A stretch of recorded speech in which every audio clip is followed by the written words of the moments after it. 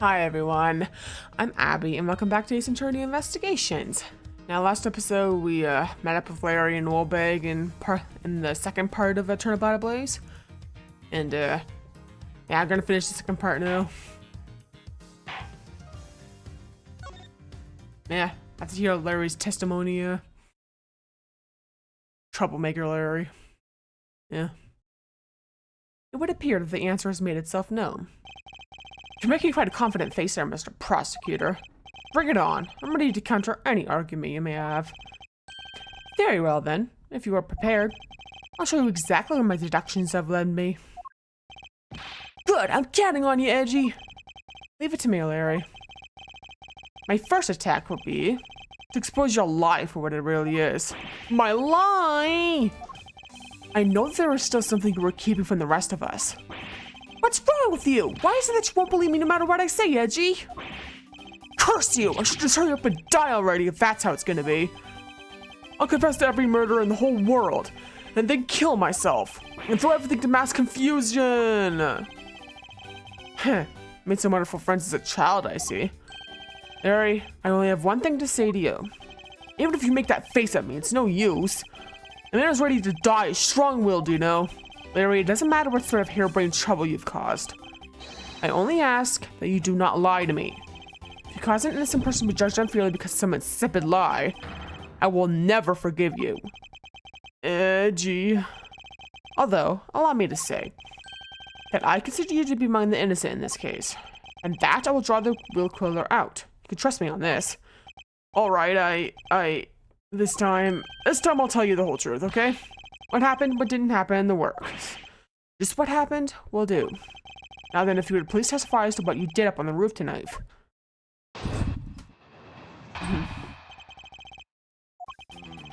After the show, I left the push cart in the rose garden and came into the embassy. Then they took a picture of me shaking hands with the ambassador. After that, until my next appearance, I had some free time, so I wandered around. That's when I spotted the chimney. A chimney like that is a weird thing, you know. So then I wanted to play Santa and decided to give it a try. Larry, I thought I just finished telling you not to lie anymore. But it's kinda ultra embarrassing. What exactly is so ultra embarrassing that you can't tell me? Edgy, man, I just said it was embarrassing, so of course I can't just blurt it out. So you're just gonna have to reason it out to me. As your superior, I command you to hurry up and expose this man's lie. I have every attention to you, for I'm about to let us waste time with such a trifling matter. Yeah. Larry is such a troublemaker, isn't he?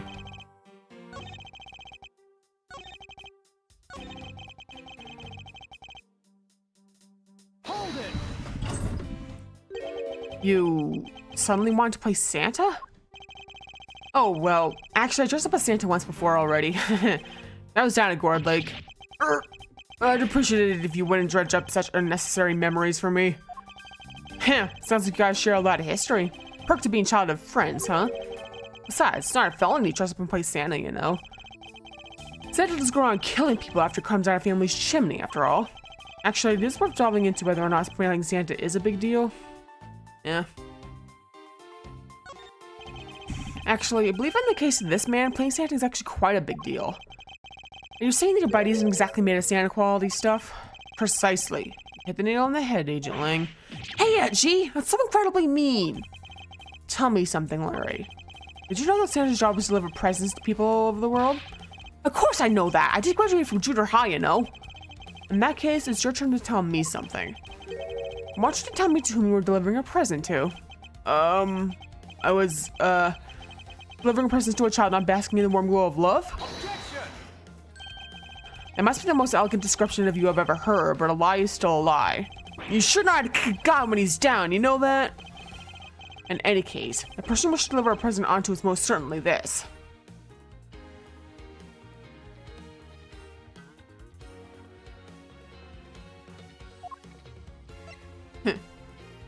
Yeah, ex-security lady, and her age is unknown, it's funny. Take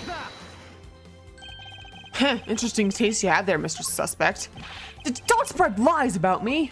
I totally didn't want to see Miss Oldbake so much that I'd rather go down at Chimney. Ow! I advise you to stop right there in your bashing of a lady. Well, I must admit that I myself hardly ever have the want to run into that lady. However, what if you were misinformed and under the wrong impression? Then what? Define wrong impression. I simply mean the man before you thought to enter the old lady's room without knowing one very important fact. And that fact is best summed up with this.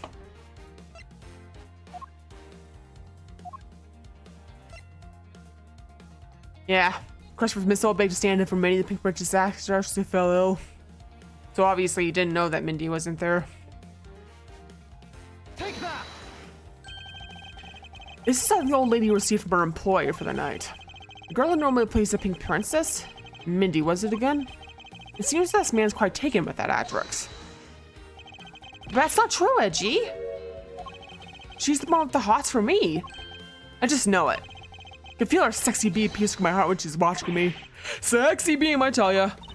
You filthy, despicable, inconsiderate, fickle, idiotic, cowardly apparition of a man. You haven't matured at all since we last met. Hey, Mr. Prosecutor? Yes. This guy, he's got bigger problems than just getting involved in murders, I take it? Suppose you could put it that way.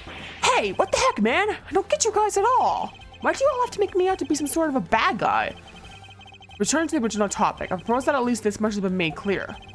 That any knowledge that Miss Mindy had fallen ill, and we tried to make his way into the Pink Princess's room. That much we know for sure.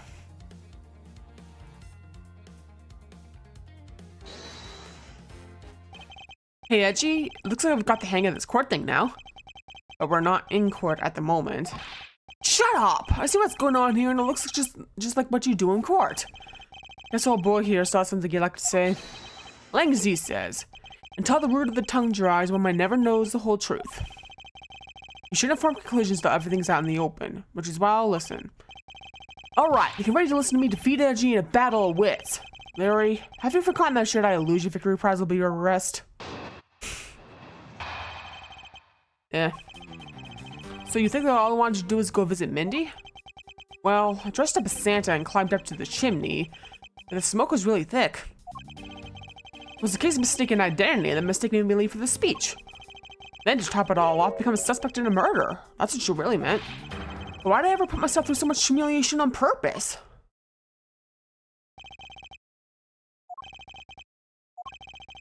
Hey, someone say something! Larry, are you seriously trying to submit this? Not as a confession, but as testimony? So what if I am? Is there something wrong with that? My claim must a claim claiming my claim. Do you have a problem with that? So was you. You're my stalker. But I should warn you, it doesn't matter what kind of flattery you throw at me. I'm the devoted type of woman who's wholly focused on one man and one man only. It's not Edgy Poo. As long as he's alive, I can't just drop him and be unfaithful. No, I can't. Although earlier I was tempted to be with that wolf man, but my love for dear Edgy Poo, which I'll cast with fine colors, completely true my beloved Edgy Poo. I'm so inspired. You're such an inconsiderate, cowardly, idiotic, and all-around completely worthless man. I thought I heard something ominous just now, but perhaps it was my imagination. I believe there's something further for me to prove at this point. What do you mean? Of course you've still got something to prove. You still have to show some proof that I was trying to meet up with Mindy. Proof, you say? Remember, Edgy? Everything is evidence in court, right? You mean evidence is everything in court, Larry. I understand your point. Yeah, see? Totally a pro at this now. Very well. If you wish to see the evidence, let me show you the last piece of evidence you'll ever wish to see.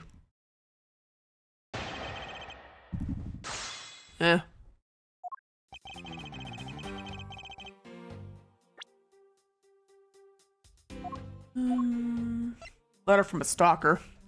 Yeah. This is what's really important.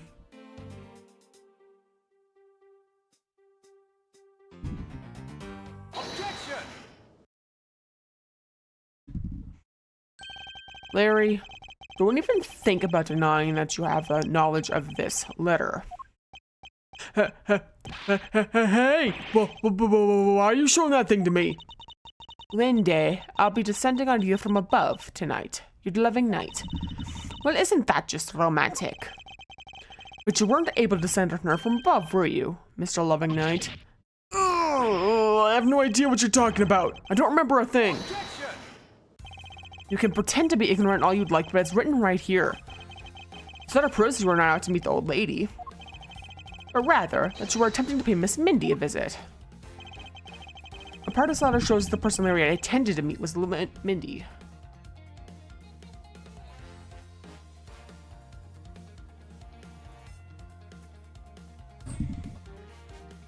Take that! Larry, I suggest you take up pensmanship lessons. That is, if you never wish to experience this level of embarrassment ever again. What the heck? What are you talking about? Speaking English. Wrote Mindy so sloppily they became it one day to the average eye. Hey, stop picking on me. It's so embarrassing. There, isn't that what childhood friends are for? They're the best, aren't they? For punching. I'll have to wait until we're off this crime scene. Eek! Edgy, save from the scary man. Sure, if you're willing to make amends. Starting with your incredibly embarrassing mistake. That wasn't me. Come again? It's a fake. Someone's out to get me, so they made that fake letter. Set me up. Accept your defeat graciously. But you guys are being so mean. Hold it! Pensmanship analysis. What's that? No matter who, all people have certain unique features in their handwriting. Ergo, all I have to do is compare the handwriting in this letter to a sample of yours. I'll know soon enough who was that sent this letter. I'll never write another thing in my life. Hold it! Tisk, tisk, tisk. It's no use, Mr. Loving Knight. For you very graciously providing me the sample of your handwriting. Yeah. It's funny. Look at his autograph, yeah. Take that! This autograph and our mysterious letter. If we compare the handwriting, we'll know the answer to our questions soon enough. Confess now, Larry, to your miserable failure. I'm sorry. I did it. It was me causing trouble again. I admit it. You hit the nail right on the head, Edgy. So he finally confesses. I saw the pink princess being carried out in a stretcher and got worried, alright? Mine's going to Mindy's room, but our doctors wouldn't let me in. So what choice did I have? It was the chimney or bust, Edgy. Your mind jumped from the door to the chimney? What a criminally overactive imagination. Well, at least I was honest and wrote Mindy a letter and stuck it under the door. That way she wouldn't be so shocked when I came down through the chimney. Except for the fact that the letter was an utter failure conveying said sentiment. I'm really, really sorry. Larry, maybe a shameful giver-nothing blight on the face of humanity. However, I always knew you weren't the killer. I told you to trust me. Because at the very least, I can attest to that about you. Gee, you're... Ack! We've lost a lot of valuable time because of you. Ow! In any case, I can't believe we can now say that we know now exactly what happened. Mr. Larry Butts sought to climb down the chimney, not for access to the crime scene, but to enter the room of the elderly lady next door. Great job, Mr. Prosecutor. Although I still find it a bit unbelievable that the two of you are friends. But the suspicion on that guy over there isn't completely resolved yet. So don't get any funny ideas about running off, okay? Ow. Hey, what? Edgy, what does the wolf man mean when he says I'm not off the hook yet? He means a murder weapon. Larry, did you forget? There are two layers of suspicion hanging over your head. That's exactly what I mean. We can't only rely on the words of the suspect after all. He may have figured out where he was and what he was doing all night. The bloodstained samurai sword that was left at the crime scene. As long as there was no satisfactory explanation for that, this wolf will refuse to ease up on his bite. Eek! Edgy! That guy! Looks like he's seriously about to take a bite out of me.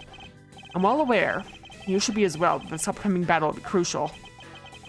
Thanks to the cooperation of our lovely bumbler, I've been dealt a very nice hand and a sweet trump card. Looks like we're about to enter the final bout. Now, Mr. Prosecutor, let's see what you've got. You easily point out the contradiction in the supposed murder weapon. The real problem for me is figuring out what the real murder weapon is. This will be a high-stakes gamble. It's one game I can't afford to lose.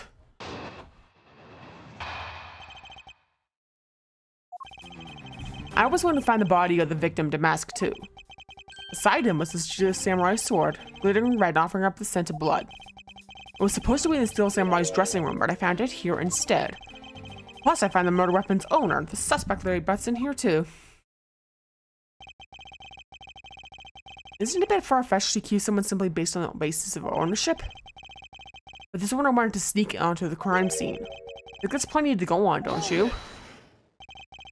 If you're alluding to his reason for being by the chimney, we've already established that. Hold on there, Mr. Prosecutor. You two are longtime friends, right? Who's to say you didn't fabricate the evidence to give him an alibi? You're accusing me of fabricating evidence. You think I can believe anything you produce? Forging evidence is all you prosecutors do. This man has some serious issues with prosecutors. But come on, I can't think of something as complicated as that, right, Itchy? Larry, I can agree because I know you and your personality well. However, Agent Lang knows nothing about you. Or me, for that matter. Such as a hatred for my entire profession emanating from his entire being. You know, the only way I can prove Larry's innocence is to present irrefutable evidence. Yeah.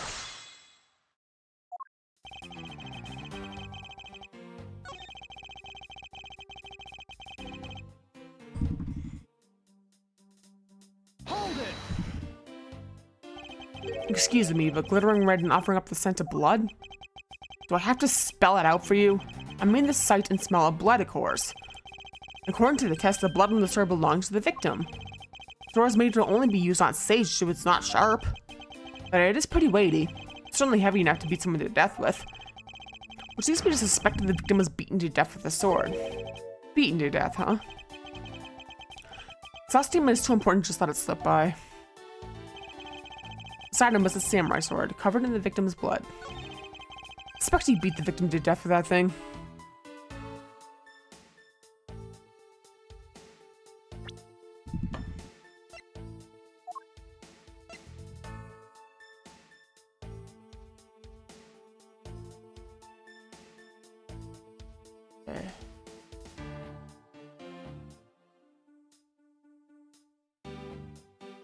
Objection!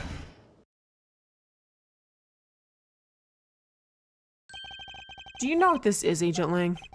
Hey, it's a long spear, right? I used to use those a lot in my country a long time ago. Piercing, mowing people down. Spear's the weapon of heroes throughout history. It's the next most effective weapon after the whip. I think the whip is in a slightly different category. So what's your point? Are you going to tell me the spear is the real weapon? No, I simply want you to take a look at this section here. The way it's bent? Precisely. Apparently, a certain troublemaker hit it against the wall in this embassy earlier. As you can clearly see, the insides of the Steel Samurai's weapons are hollow. In other words, the replicas that aren't strong enough to deliver a damaging blow, let alone the multiple strikes necessary to bludgeon someone to death. And yet, there's not even a dent in the samurai sword. How do you explain that? Oh yeah, the sword and the spear are made of the same stuff, so they bend easily. I wish they'd make them out of better stuff. The spear got bent. I wasn't able to do my special early summer rain jab move. Man, I got such an ear from the director of the play for not doing it in the show. The Steel Samurai special move was changed tonight because of him? Ouch! That's more than enough of your whiny whimpering. Now, back on the topic of the spear. Yes, let's return to the real topic of discussion. This is where the real gamble begins. Don't have a real strategy per se. So all I can do for now is let the chips fall where they may. Using guesswork and taking risks in place of real logic is hardly the one to come my way. It's neither smart nor very clever. As for karma, as you know, unlike your father, I am not a genius prosecutor. Plus, I doubt his record of a 40-year win streak will ever be broken. But perhaps it is for the best if it remains unbroken. For no one should have conceived of the notion to convict all defendants in the first place. Objection! What a foolishly foolish statement from a foolish fool who hates to lose. It's the job of a prosecutor to make sure that all defendants are found guilty in court. There's nothing more important in this world than a perfect victory. That may be your opinion, however, I don't believe that's all we are. As a prosecutor, my pursuit is not the perfect victory, but the perfect truth. That means the bridge I must cross will crumble beneath my feet. Then let it crumble as I walk on towards the truth. Regretted keeping me entertained, Mr. Prosecutor. But you know, humans are delicate creatures. The slightest bump and we expire. I'd like you to consider, if you will, the possibility that the sword was used in such a way that attack killed Damask 2 without bending it. So what do you think of my hypothetical scenario? I think you know what to do here, right? And what you need. Of course. What I need is evidence even he can't refute. This is it. It's time to bring this to a close. It's possible to use a samurai sword to kill someone. And under these circumstances, it's the only logical conclusion. We searched the embassy, top to bottom, but the victim's blood is only on that weapon. So isn't it only natural suspicion would fall onto the owner of said weapon? How long do you intend to cling onto that preposterous theory? As long as I want, because we examined every corner within the walls of this embassy. There's no stone we've left unturned. We have managed to come up with only one logical conclusion. The only place inside this embassy with the victim's blood on it is the sword.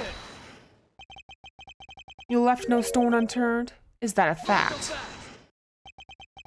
If you've got something to say, then say it in the only way I respect, Mr. Prosecutor. Yes, of course. In that case, allow me to make it all crystal clear for you.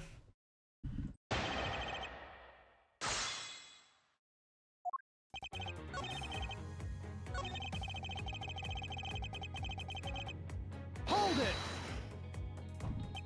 The only place where you could find blood was on the samurai sword. That's right, even with luminol. Which means that there are no other possibilities outside of what I've already outlined. I have a problem with Agent Link's assertion that the samurai sword is the weapon. If you believe that there is no other door or possibility left to open, then allow me to force one open for you. And how do you plan to do that? By showing you what may possibly be the real murder weapon. The real murder weapon? I hate to repeat myself, but my men have already searched every last inch of this embassy. And have concluded that nothing else could have been used as the weapon. Now, knowing these facts, do you want to press forward with your little hypothesis? Of course. This is not possible that your men inspected everything in their investigation.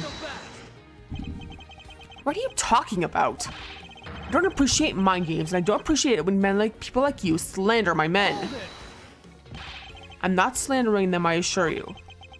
I'm merely pointing out that their investigation dragnet has a few holes in it. Namely, that there is something your men couldn't even lay a finger on. And that item is the real murder weapon. Alright then, I'll play along for now. This real murder weapon that killed Damask 2? What exactly is it? The real murder weapon, which not a single person has yet to touch, is this.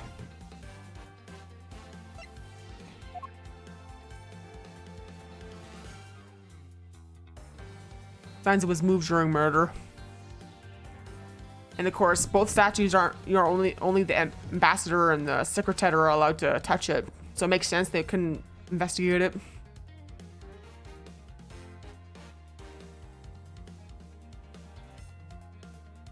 Take that! The national treasure of Alabest. You mean the primitive statue? Yes, and as you know, only the ambassador and the secretary may touch it. Which I believe means that neither you nor your men were able to examine it, correct? You know very well that if we did that, there'd be an international incident. Between the Kingdom of Alabest and the Republic of Babel. Two countries' precarious relationship were teeters on the balance, over a stupid fight related to a sovereignty statue. But I'll be darned if I let something go unexamined. Agent Ling, if you could take a look at this. The direction the statue was facing just before and after the crime are different. And there's only one conclusion I can draw from that. Go look for Ambassador Alba and get him to give us the okay to examine the statue. Shifu, you can't listen to this infidel's words. He's most definitely trying to trick you. Shifu, please let's be rational about this. Grr! Ling Si says, just go already. Yes, sir.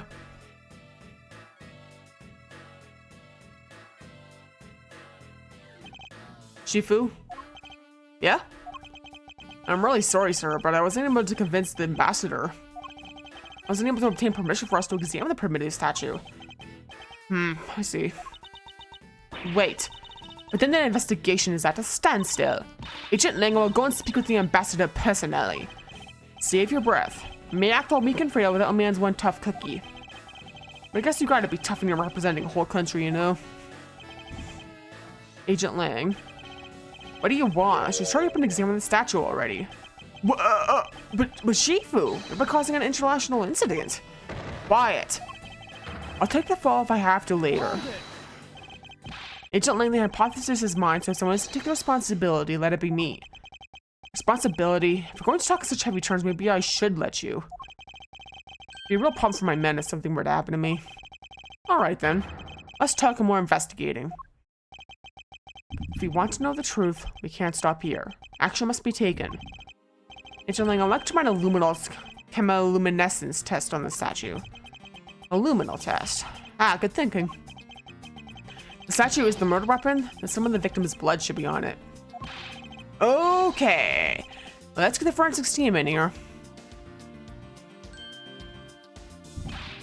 Heh, looks like you hit the jackpot, Mr. Prosecutor. Guess this means that this is the real weapon that killed Damask too. Indeed. But I wouldn't celebrate yet if I were you. This doesn't let your friend off the hook. It doesn't prove that he didn't kill Damask too, so the charge remains. You're hardly done examining the statue, Agent Lang. Knowing that it is a real weapon, I believe further examination is required. You think so? Okay then, knock yourself out. Yeah.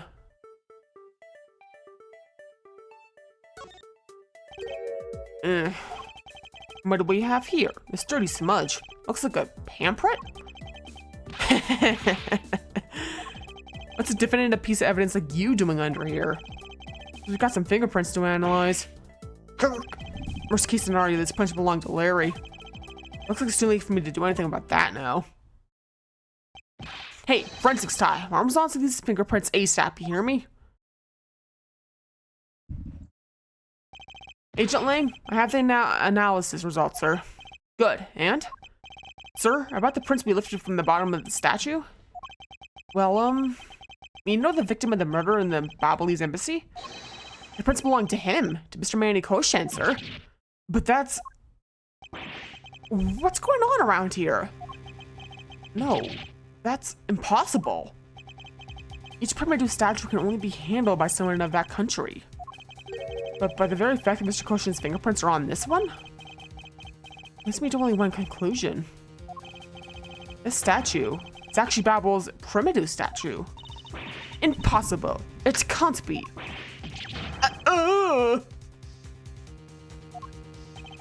Larry never once set foot on Babalese soil, so he was free to go. However, this new piece of information only served to confuse us even further. The ringleader of a smuggling operation was killed with an Abolitian knife in Babel. And Damask too was killed in Abashan soil with Babel's national treasure. And the mystery of the great thief Yatagarasu, who visited both countries. Pieces were there, but I had yet to see the big picture they were to form. Yeah, trust me, this case is far from over. It's gonna get crazy later on. But yeah, thanks for watching. Feel free to like and comment and subscribe and check out my Twitch and Ko-Fi Twitter/X. And again, next episode will be doing more of this case. Finishing up the third part, I believe. So, hope you're looking forward to that, and peace off.